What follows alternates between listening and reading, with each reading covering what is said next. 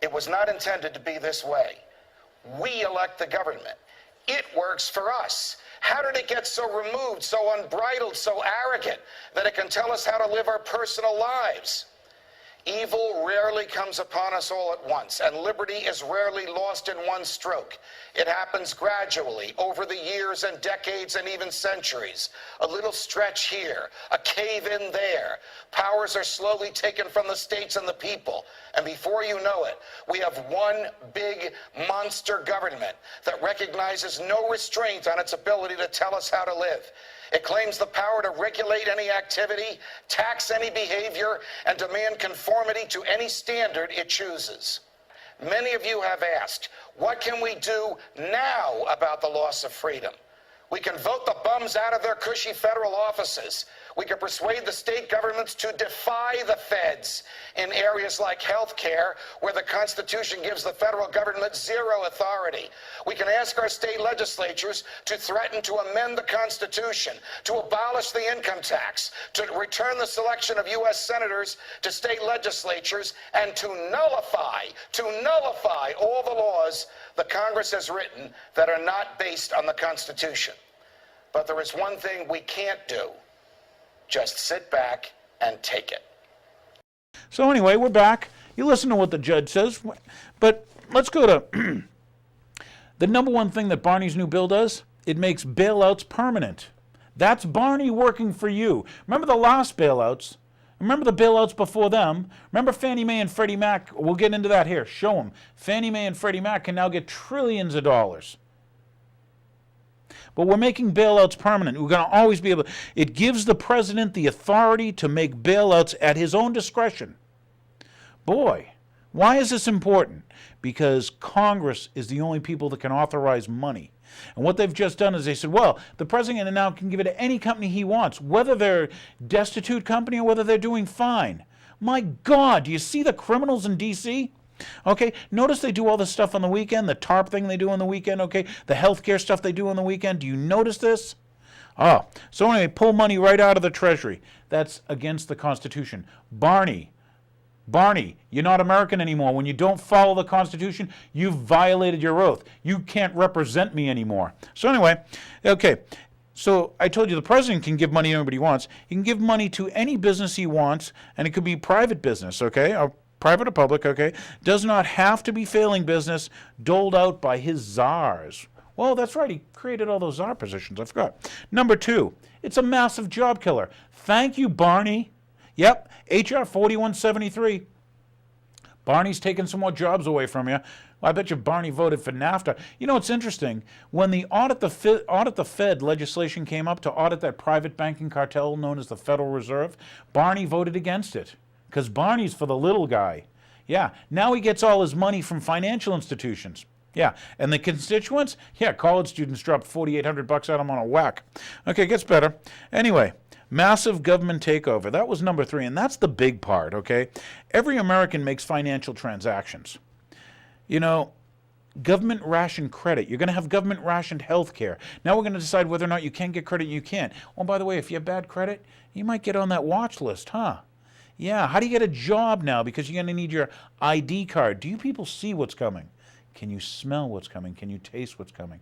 Matt, do you understand what's coming? So anyway, the government's going to decide who gets capital. Is that capitalism?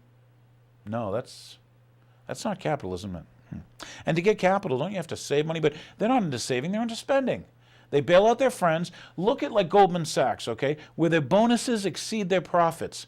Thank you, Barney. Yeah, they gave the money to AIG, which immediately dumped it on what? Foreign banks and Goldman Sachs? Hold on, we got to show you. This is Bernanke saying he's not going to tell you where the money went. Thank you, Barney. Talking about the $700 billion TARP bailout, which I voted against as it happens, not a whole lot has been talked about with regard to the $2.2 trillion that the Fed has lent out.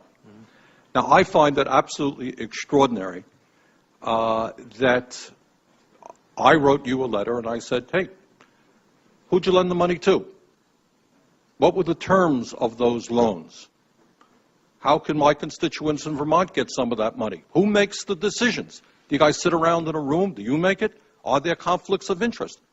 So my question to you is, will you tell the American people to whom you lent $2.2 trillion of their dollars, will you tell us who got that money and what the terms are of those agreements? We explain each of our programs. In terms of the terms, we explain the terms exactly. We explain what the collateral requirements are. We explain what To whom did you explain that? It's on our website. Yeah, okay. So all that information is available in our commercial paper program. And who got the money? Hundreds and hundreds of banks. Any bank or that has access to the U.S. Federal Reserve's discount. Tell us who they are.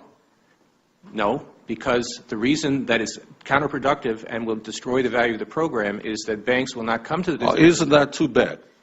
Sorry? In other words, isn't that too bad? They took the money, but they don't want to be public about the fact that they received it. We heard a whole lot about AIG. They're on the front pages. These are very now, I got banks and I have businesses in the state of Vermont who are in a lot of trouble. Not banks. Our banks, by the way, are doing pretty well. Now, how do these guys who are honest business people get it? Do you have to be a large, greedy, reckless financial institution to apply for these monies? There is no subsidy. There is no capital involved. There is no gift involved. It is a collateralized, short-term liquid loan that is both over-collateralized and is recourse to the company itself. We have never lost a penny doing it. And how can other institutions get those loans as well? According to the law, we are supposed to be lending to depository institutions. Let me just say this, Mr. Chairman. I have a hard time understanding how you have put $2.2 trillion at risk without making those names available, those institutions public. And we're going to introduce legislation today, by the way, to demand that you do that. It is unacceptable to me that that goes on. Stealing from my grandchildren. Barney, you are scum. I'm just not happy with Barney. All right. Okay, what to do? I'll tell you what to do. Show him. This is the addresses to contact Barney. Let me start off. I'll give you his phone number. You ought to call Barney at 202-225-5931. That's 202-225-5931. The other thing, too, go visit his office in Newton. Go visit his office in Taunton. Here they are. Here's all Barney's offices. He's selling you out. Selling out your country. Just like the Patriot Act, they're railroading this thing through. Once again, putting it out there when most people have left, this is just like the income tax. This is like the Patriot Act, where it's given to them warm, printed at 3 o'clock in the morning. This thing's 1,300 pages long, okay? And what are they doing? They're selling you out. This is Barney Frank. Don't ever forget this. You viewers remember this. This is Barney Frank, a traitor to America. So anyway, this is just like the cap and trade bills. Shove them through, shove them through. It's interesting, too, because the other thing they're going to do is they're going to say, well, you've got 10 hours to discuss it in Congress, huh? This is like the GM takeover game. This is like the airliner bailouts. Wonder why all of a sudden, you know, the airliners are willing to put, what, genitalia scanning, you know, scanners in the airport. Why? Because they got bought off, too, in their bailout. The bailout's a game. You should all read a good book, The Creature from Jekyll Island. Tells you about bailouts. So anyway, yeah, Barney, representative. No, he's not a representative. He's a traitor. When you do unconstitutional things, I think that's against your oath, isn't it, Barney? That's my thing. Okay, anyway. So anyway, remember problem, reaction, solution. This is how they do it. Problem, reaction, solution. They create a problem. Oh, there's a financial crisis. Then they have a reaction. Oh, we got to do something. Oh, the whole world's going to collapse. Yeah, remember Paulson, our Treasury Secretary? If we don't get this money, you know, there'll be people in the streets. There'll be martial law, he told people in Congress. And what did Barney do? Oh, yeah, you ought to see him smiling with Pelosi when they passed the stupid bailouts, okay? And the bailouts were nothing but thievery, theft from you. They didn't solve any problem. You see any problems solved? Don't think so. You know, this is nothing but theft by a bunch of criminals. They should be brought up on charges. They should be, like, sent to jail and let to rot. These people are stealing from your grandkids. It really irks me. So anyway, problem, reaction, solution. They create the problem. Then there's reaction. Of course, here they show up with a solution. My new financial services bill, 1,300 pages, gives the president the ability to spend money without seeing Congress. That's against the Constitution, Bernard. In case you're wondering. So anyway, railroading legislation. Once again, Patriot Act, Military Commissions Act. Let's go what Barney's been around for, okay? And once again, he was like at the bottom. Here, we'll give you a little quote. Let's tell you a little bit about where's the Barney.